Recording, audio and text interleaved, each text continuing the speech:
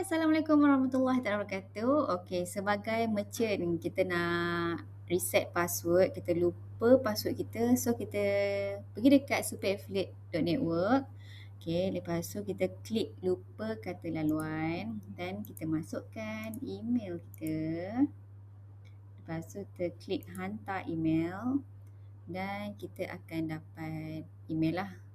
Boleh buka email kita, tengok dekat spam dengan junk juga. Okey. So ini adalah email.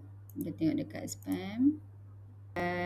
Bahagian log masuk sekarang.